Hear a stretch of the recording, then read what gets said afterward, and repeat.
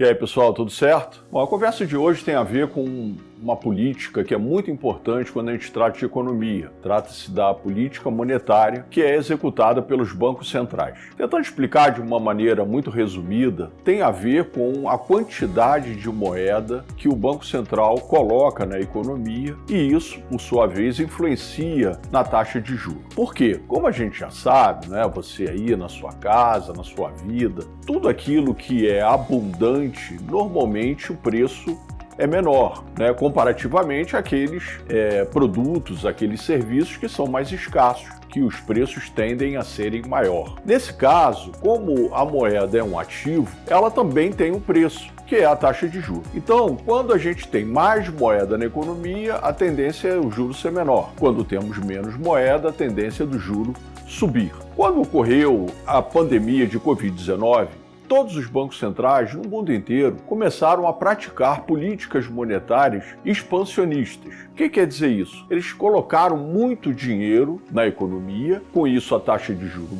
reduziu, né, baixou muito fortemente, para que os agentes econômicos pudessem, de alguma maneira, ter moeda para fazer suas compras e ali tocar o seu dia a dia. Tudo estava muito difícil ali na época da pandemia. Estima-se que o Banco Central nos Estados Unidos tenha despejado uma quantidade de moeda em torno de 5 trilhões de dólares. É dinheiro pra caramba. Isso aconteceu também em outros países, na Europa, no Japão, na China e também aqui no Brasil. O que ocorre é que o Banco Central, quando ele coloca muita moeda, de alguma maneira isso pode, lá na frente, trazer inflação. E todos os bancos centrais, de uns anos para cá, eles têm metas de inflação, né, que lhes são outorgadas por um órgão. Aqui no Brasil, o Conselho Monetário Nacional. Então, os bancos centrais que colocaram o juro numa taxa muito baixa, lá fora nos Estados Unidos, por exemplo, o Fed colocou o juro a 0. O nosso Banco Central do Brasil colocou o juro a 2%, a famosa Selic.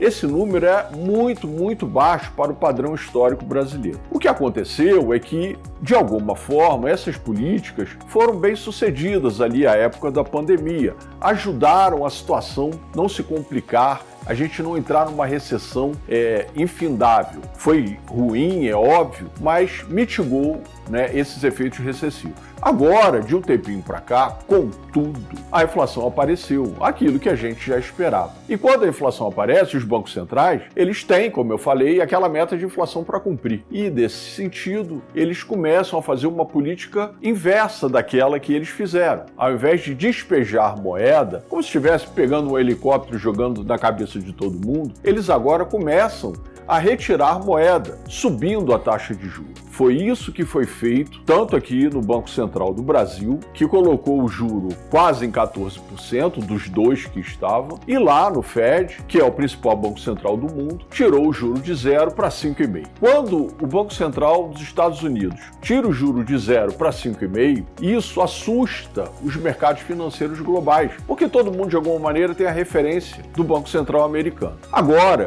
que a inflação está começando a ficar novamente sob controle, a gente tem que lembrar que a meta de inflação nos Estados Unidos são 2% e ela estava ali em torno de 7,5%. Nesse momento, o Fed, que está com o juro, repito, a 5,5%, está considerando começar a reduzir a taxa. O nosso Banco Central do Brasil, ele já começou a reduzir há alguns meses a taxa Selic, porque ele se antecipou, né? Ele agiu preventivamente e ele pôde, de alguma forma, iniciar a redução de juros antes dos outros. A ideia de que o Fed começa a reduzir a sua taxa de juros ganhou força ali no final do ano de 2023. A dúvida é, quando é que ele vai começar a reduzir? Em março, em maio, em junho, em julho de 2023 ou não vai reduzir? Essa pergunta é a pergunta que todos estão se fazendo, que vai, de alguma maneira, guiar os mercados financeiros. Por isso, a gente tem que ficar atento, né, a esses movimentos dos bancos centrais. É isso aí, pessoal. Qualquer dúvida, entre em contato, a gente se fala. Um abraço.